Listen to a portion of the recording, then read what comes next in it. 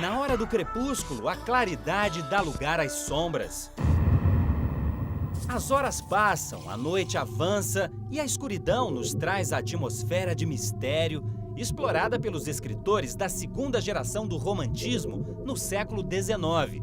Eram chamados góticos, artistas que expressavam descontentamento com os valores dominantes na sociedade.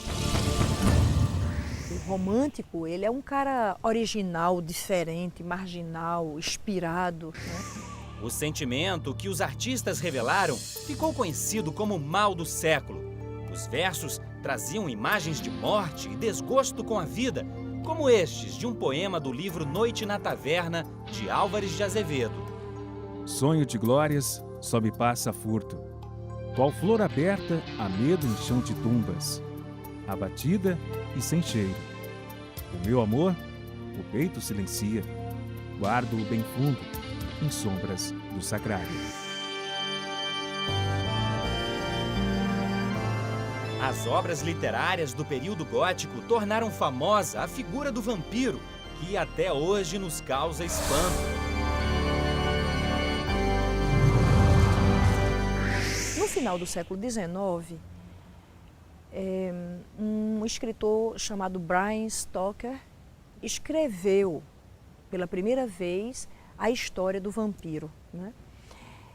Veja, ela corria de boca em boca, de geração para geração, nas tradições orais. E ele foi a primeira pessoa que escreveu a história. Nesse momento, ele fez uma coisa muito interessante, que foi o seguinte: ele juntou a história de um conde chamado Drácula, né, com a história do vampiro. Essas histórias, elas não eram juntas, ficaram juntas a partir do final do século XIX, na obra de Bram Stoker, né? Mas antes mesmo, a gente tem uma escritora inglesa chamada Mary Shelley. Mary Shelley tinha escrito uma história muito escabrosa na época, chamada Frankenstein, né? Que tinha todo esse clima de noturno, né? de cemitérios, de morte, de atração mórbida pela morte, de depressão, tédio, marginalização, né?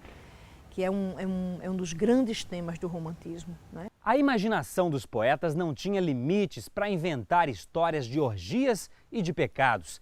Em busca do prazer, do amor sensual, os personagens desrespeitavam normas sociais, chegavam a profanar túmulos em cemitérios. Por outro lado, o poeta considerava a mulher amada uma criatura inatingível, chamada de deusa ou de anjo.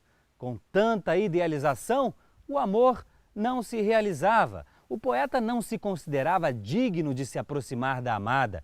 O sofrimento era tão grande que muitas vezes a saída era mesmo a morte. O impedimento da realização amorosa é mais uma característica que faz os poetas românticos se parecerem com os vampiros. Ambos procuram se manter longe das mulheres que amam, para protegê-las da maldição que carregam.